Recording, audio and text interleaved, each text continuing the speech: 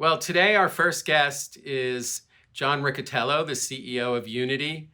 John has had a very big year at Unity, not only with the performance of the company, but with its debut as a public company in what was a unique take on the IPO.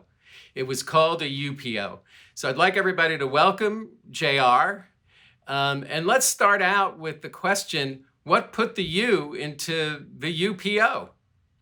Well, really three things, Barry, and thanks for asking. So we had the same objectives I think most companies have in going public in terms of raising capital and creating a public currency. But we also had three specific objectives that were a little bit different. One is we're data nuts at Unity. We ingest 60 billion data events per day as part of our business. We wanted to understand, what was behind the demand. So we created an auction mechanic, a software auction mechanic, where the investors or potential investors had to give a specific indication for us to know how many shares they wanted at each of many different price points. So this enabled us to really understand the demand curve.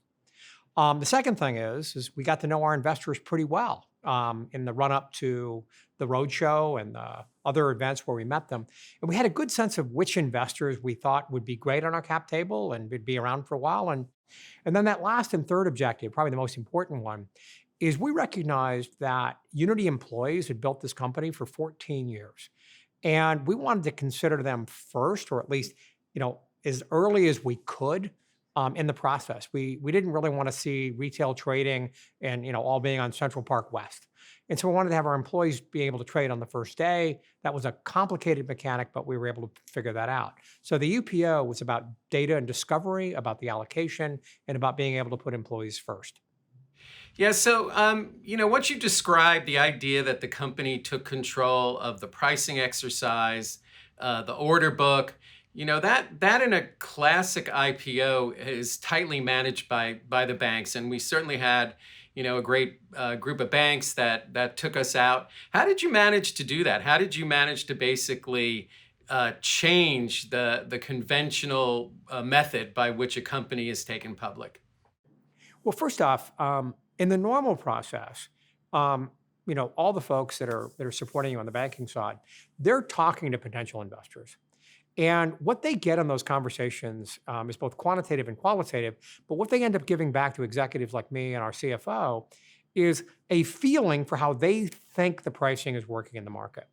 And I can tell you there were a bunch of different circumstances where that was still going on. They were coming back and saying, well, we think this will work. We think that's work. We think this investor's out at this different price. And I can remember a number of specific circumstances where they said, this investor won't go above this. And I'm literally sitting in front of my Mac reading what's happening in the tool. And that very investor put in a higher number at a higher price than the bankers told us they would. So now that doesn't mean that the bankers had ill intentions. I don't think they did. But it's really interesting when you've got a strong company, as we do at Unity, when they're asked, push comes to shove, what it's going to take to get into the stock, they told us a lot more than I think they normally send through that sort of smoky room, quiet, private conversation. And so we knew demand. We had, obviously we were multiple times oversubscribed, but we felt we needed to know oversubscribed with who? Was it day traders that were going to take advantage of a short-term, day one or week one window? Or was it the folks that seemed to indicate to us that they'd be in the stock for the very long term? And that's where we balanced it, pushed it when we got to the allocations. And so I guess the final goal there was allowing the employees, the people who made Unity, participate in this process, not wait for a long lockup period, but really be a part of that IPO and get the pop. And in the last few moments we have, how did that work out? Brilliantly. So this was the thing where our advisors were the most nervous because normally potential investors have a good idea of your supply, and it's all going to come through the IPO. There isn't like a cross current of investors selling shares into an IPO. That was the case here. We could describe it. We disclosed it. And what we did is we planned for sure not selling a lot of shares to people we thought would flip and replace the flippers with Unity employees. And a huge number of our employees participated. And for those of you out there that are advising CEOs or CEOs of companies considering going public, I'd highly encourage you to look at this because I've gotten thank you notes from the people that work in my company for all sorts of things. We're a happy bunch. Morale is high as you'd expect.